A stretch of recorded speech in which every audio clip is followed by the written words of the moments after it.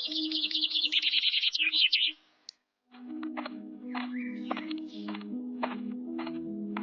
নাও, একটু জিরিয়ে নাও। কি যে রোদ পড়েছে, মনে হচ্ছে আকাশ থেকে আগুন ঝরছে। এই বয়সে তোমার শরীরটার কত ধকল সইবে? আহ, কলিজাটা ঠান্ডা হয়ে গেল। কি আর করব বলো। এখন তো আউশ ধানের চারা লাগানোর সময়। দুটো দিন দেরি হলেই সব শেষ। মাটির কাজ সময় না করলে মাটিও যেন মুখ ফিরিয়ে নেয়। তা তো বুঝি, কিন্তু ছেলেটা তো ঘরেই বসে আছে। ওকে একটু বললে কি হয়? ও যদি একটু সাথে গিয়ে দাঁড়ায়, তাহলে তো তোমার খাটুনি অর্ধেক হয়ে যায়। থাক না, ও শহরে বড় কলেজ থেকে পাশ করেছে। ওর কি এই কাদামাটির কাজ ভালো লাগে? ওর হাত দুটো নরম। ওই মাটি পানি লাগলে যদি ওর কষ্ট হয়। তাছাড়া ও তো একটা ভালো চাকরির চেষ্টা করছে। ওর জগৎটা ভিন্ন। ভিন্ন জগৎ মানে? ওকে আকাশ থেকে পড়েছে? এই মাটির ফসল খেয়েই তো ও এত বড় হয়েছে। ওর কলেজের খরচ চলেছে। এখন বড় হয়ে সে মাটিকে ঘৃণা করতে শিখেছে। যাও, তুমি গিয়ে ওকে বলো, বাবা বললে ছেড়ে ফেরাতে পারবে না।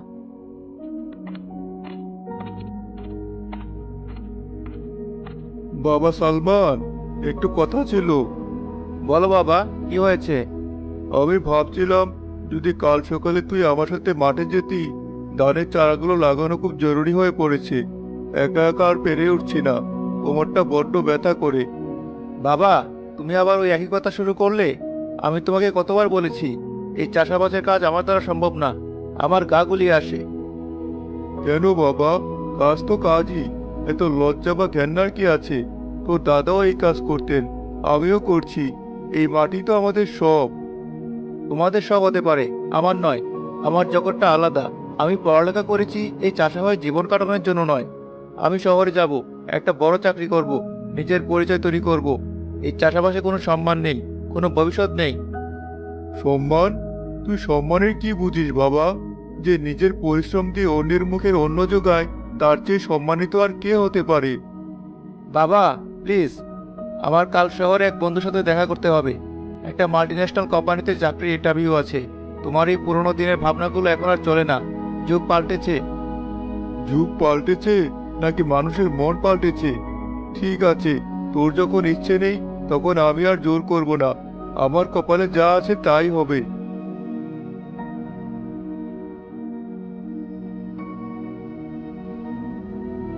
কি হয়েছে তোমার? সে বিকেল থেকে মুখটা হাড়ির মতো করে রেখেছো। বাবার সাথে কিছু নিয়ে কথা কাটাকাটি হয়েছে নাকি? আর বলো না, বাবা আজও সেই মাঠে যাওয়ার জন্য জ্ঞান জ্ঞানানি শুরু করেছিল, যেন আমি ওনার মতো একজন কৃষক হওয়ার জন্য জন্মেছি। তুমি ভালোই শুনিয়ে দিয়েছো, তাই না? একদম ঠিক করেছো। আমরা কি সারা জীবনে গোবর মাটির গন্ধে শুকার জন্য বসে থাকবো? আমার তো দম বন্ধ হয়ে আসে এখানে। আমি তো সেটাই ভাবছি শম্পা। এভাবে আর কতদিন? আমার সব বন্ধুরা শহরে কত ভালো জীবন যাপন করছে, ফ্ল্যাট, গাড়ি, আধুনিক জীবন। আর আমরা এখানে কি করছি? শোনো, আমি আজ হৃদার সাথে কথা বলছিলাম। ও বলছিল ওদের কোম্পানিতে নাকি লোক নিচ্ছে। তুমি তো পাশ করে বসে আছো, একটু চেষ্টা করে দেখলে তো পারো। চেষ্টা তো করছি, কিন্তু বাবা আমাকে ছেড়ে যায় কি করে? ওনারা তো রাজি হবেন না। বাবা তো এই জমি জায়গা আঁকড়ে ধরেই বাকি জীবনটা কাটিয়ে দিতে চান। তোমার বাবা মা ওনাদের জীবনটা কাটিয়ে দিয়েছেন, এখন আমাদের জীবনের কথা ভাবতে হবে। তুমি যদি ওনাদের কথা ভেবে এখানে পড়ে থাকো, তাহলে আমাদের ভবিষ্যৎ অন্ধকার। আমাদের ছেলেমেয়েরা কি এই চাষার পরিচয় নিয়ে বড় হবে? লোকে তাদের কি বলবে? তুমি ঠিকই বলেছো। আমার সন্তানের ভবিষ্যৎ আমি এভাবে নষ্ট হতে দিতে পারি না। তাহলে আর দেরি কেন? তুমি কালই শহরে যাও, তোমার বন্ধুর সাথে কথা বলো। একটা থাকার জায়গা আর চাকরির ব্যবস্থা হয়ে গেলে আমরা চলে যাব। আমি আর একদিনও এই গ্রামে থাকতে চাই না। সারাদিন শাশুড়ির এটা আনো ওটা করো শুনতে শুনতে আমি ক্লান্ত। কিন্তু মা খুব কষ্ট পাবেন। দুদিন কষ্ট পাবে, তারপর সব ঠিক হয়ে যাবে। তাছাড়া আমরা তো আর একেবারে সম্পর্ক শেষ করে দিচ্ছি না। মাঝে মাঝে এসে দেখে যাব। শোনো, নিজের ভালোটা আগে বুঝতে হয়। তুমি যদি এখন একটা কঠিন সিদ্ধান্ত না নিতে পারো, তাহলে সারা জীবন পস্তাতে হবে। ঠিক আছে, তুমি যখন বলছো, আমি কালই শহরে যাব। একটা ব্যবস্থা করতেই হবে। এই জীবন আমার আর ভালো লাগছে না। বৌমা, আমার কোমরটায় বড্ড ব্যথা। তুমি যদি আটাটা একটু মেখে দিতে খুব উপকার হতো। মা, আমার হাতে এখন সময় নেই। আমি তো এসব কাজ কোনোদিন করিনি, আমার অভ্যেস নেই। অভ্যেস না থাকলে কি হবে মা? শিখতে হয়। এটাও তো তোমার সংসার, একদিন তো তোমাকে সব সামলাতে হবে। দেখুন মা, আমি পরিষ্কার করে একটা কথা বলে দিই, আমি আপনাদের মতো সারা জীবনই রান্না করে খুন্তি নেড়ে জীবন কাটাতে আসিনি। আমার নিজের একটা জীবন আছে, স্বপ্ন আছে। স্বপ্ন তো সবারই থাকে মা, কিন্তু সংসার, দায়িত্ব, এগুলো তো আর স্বপ্নের বাইরে নয়। আমার স্বপ্নটা একটা সুন্দর সাজানো গোছানো ফ্ল্যাট, যেখানে একটা বোতাম টিপলেই সব কাজ হয়ে যাবে, যেখানে কাজের লোক থাকবে, আর আমি আমার ইচ্ছে মতো জীবন কাটাবো। আপনাদের এই মাটির চুলার ধোঁয়া আর মশলার গন্ধে ভরা জীবন আমার জন্য নয়। এই ধোঁয়া আর গন্ধের মধ্যে তো জীবনটা কেটে গেল বৌমা। এই মাটির ফসলই তো আমাদের বাঁচিয়ে রেখেছে। আপনাদের বাঁচিয়ে রেখেছে, কিন্তু আমাকে মেরে ফেলছে। আমার দম বন্ধ হয়ে আসছে, আমি মুক্তি চাই।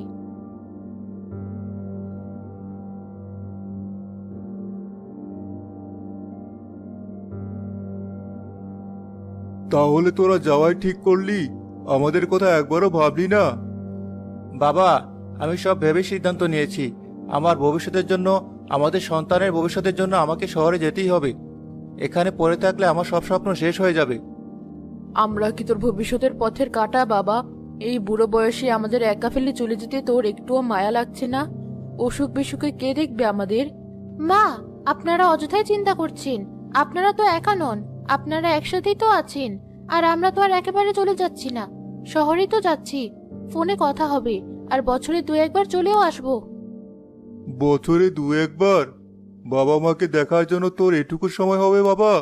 শোন বাবা, শহরটা বাইরে থেকে দেখতে খুব সুন্দর, ঝলমলে, কিন্তু ওর ভেতরটা পাথরের মতো শক্ত আর বরফের মতো ঠান্ডা। ওখানে কেউ কাউকে চেনে না, বিপদে পড়লে কেউ এক গ্লাস পানিও এগিয়ে দেয় না। বাবা, তুমি শুধু শুধু ভয় পাচ্ছ। আমি তো আর বাচ্চা নই, আমি নিজের ভালো মন্দ বুঝি। আমি সব সামলে নিতে পারবো। তোমরা শুধু আমাদের জন্য দোয়া করো। আবার দোয়া তোদের সাথে সবসময় থাকবে, কিন্তু একটা কথা মনে রাখিস, যে গাছ নিজের শিকড়কে অস্বীকার করে সামান্য ঝড়ে এসে মাটি থেকে উপড়ে যায়, তোরা আজ নিজেদের শিকড় উপড়ে ফেলে যাচ্ছিস।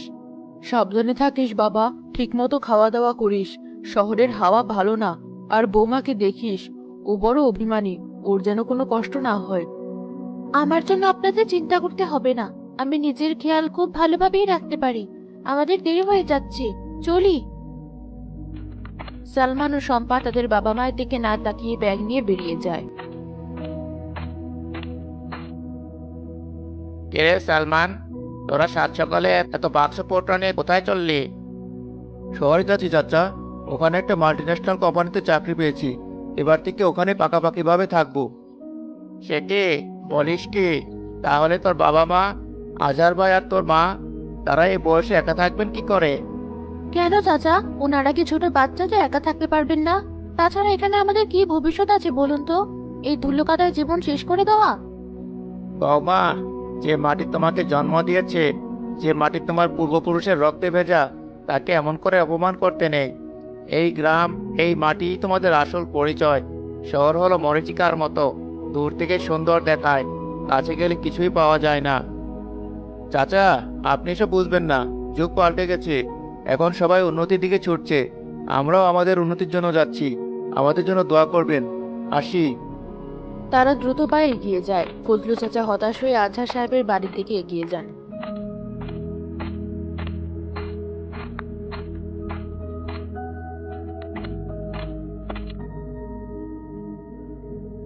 দেখলে শম্পা, আমি বলেছিলাম না আমি পারবো।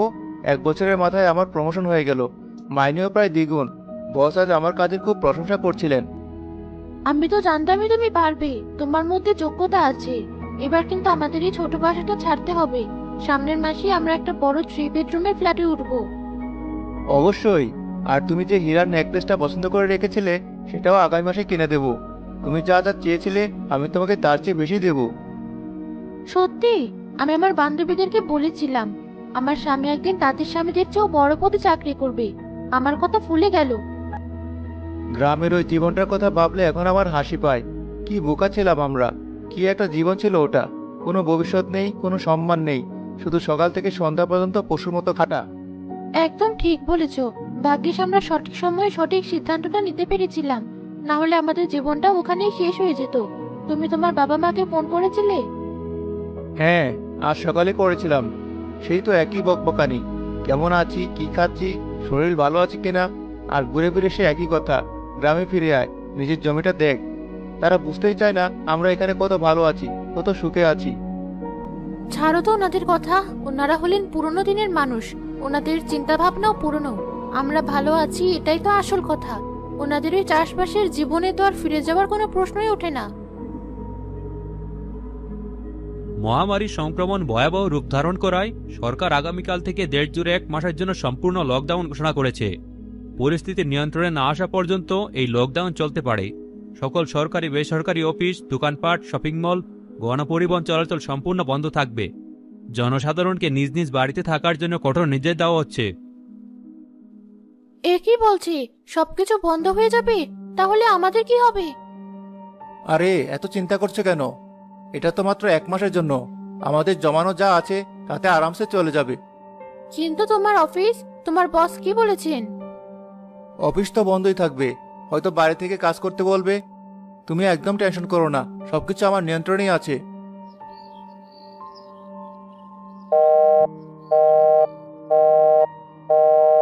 হ্যালো স্যার, আমি সালমান বলছিলাম। জি স্যার। কিন্তু স্যার, আমার দোষটা কি? আমি তো আমার সব টার্গেট পূরণ করেছি।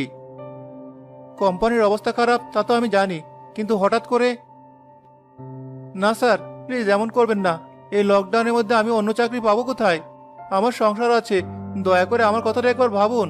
হ্যালো হ্যালো, লাইনটা কেটে দিল।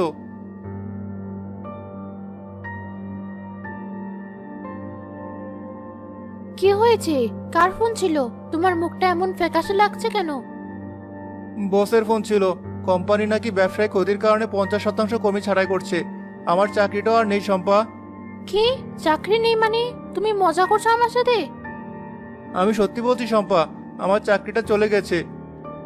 তাহলে এখন আমাদের কি হবে? আমরা চলবো কি করে?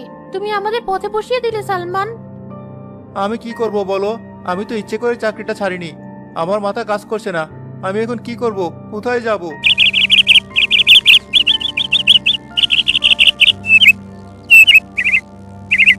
বাড়িতে এক মুঠো চালও নেই, ফ্রিজ খালি, জমানো টাকাও সব শেষ। দোকানদার আজ সকালে মুখের উপর বলে দিল আর 1 টাকারও বাকি দেবে না। এখন আমরা কি খাবো? আমি কি করব? সকাল থেকে 50টা বন্ধুকে ফোন করেছি যদি কিছু টাকা ধার পাওয়া যায়, কিন্তু লকডাউনে সবারই তো একই অবস্থা। কেউ 10 টাকা দিয়ে সাহায্য করতে পারছে না। আমি রিতাকে ফোন করেছিলাম, ও আমার ফোনই ধরলো না। যারা একসময় আমার সাথে দেখা করার জন্য লাইন দিত তারা আজ কেউ আমাকে চেনে না। শহরটা কত নিষ্ঠুর। আজ সকালে বাড়িওয়ালা এসেছিল, একেবারে নড়ি দিয়ে গেছে। আগামী 3 দিনের মধ্যে 2 মাসের বকেয়া ভাড়া পরিশোধ না করলে নাকি আমাদের ঘাড় ধরে বের করে দেবে। আমরা এখন কোথায় যাব? রাস্তায় থাকবো? এই শহরে তো আমাদের মাথা গোজার মতো কোনো জায়গাও নেই। কি ভুলটাই না আমরা করেছিলাম সালমান? কিসের মোহে পড়ে আমরা আমাদের শেকড়টা কেটে ফেলেছিলাম? আমার এখন শুধু বাবার কথাও মনে পড়ছে। বাবা ঠিকই বলেছিলেন, সামান্য ঝড়ে আমরা মাটি থেকে উপড়ে গেছি। এর চেয়ে তো আমাদের গ্রাম হাজার গুণে ভালো ছিল। সেখানে অন্তত না খেয়ে মরতে হতো না। নিজের জমি ছিল, পুকুরে মাছ ছিল, গাছের ফল ছিল। সেখানে অভাব ছিল, কিন্তু অসহায়ত্ব ছিল না। আমার বাবার পরিশ্রমের মূল্য আমি কোনোদিনও বুঝতে পারিনি শম্পা। আমি তাকে সম্মান দিতে পারিনি। আমি একজন অযোগ্য সন্তান। চলো শম্পা, আমরা গ্রামে ফিরে যাই। কিন্তু কোন মুখে ফিরে যাব? আমরা তো ওনাদের অনেক অপমান করে চলে এসেছিলাম। বাবা মা কখনো সন্তানের উপর রাগ করে থাকতে পারে না। চলো, আমরা পায়ে হেঁটে হলেও ফিরে যাব, গিয়ে ক্ষমা চেয়ে নেব।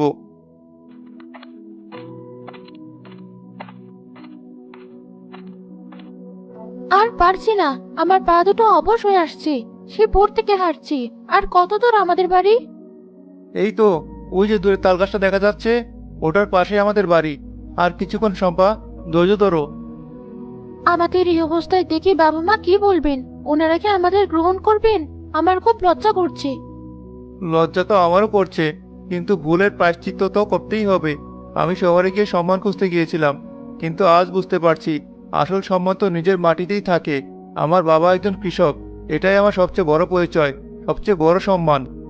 আমিও আজ থেকে আর কোনোদিন রান্না করতে বা ঘরের কাজ করতে লজ্জা পাবো না। আমি মায়ের কাছে সব শিখে নেব, প্রমাণ করে দেব যে আমি ওনাদের যোগ্য বৌমা হতে পারি। চলো, যা হওয়ার হয়ে গেছে। এখন বাড়ি ফিরে নতুন করে জীবন শুরু করতে হবে। আমি বাবার কাছে ক্ষমা চাইবো। আমি আর কোনোদিন চাষের কাজকে ছোট চোখে দেখবো না। আমি বাবার সাথে কাঁধে কাঁধ মিলিয়ে কাজ করব।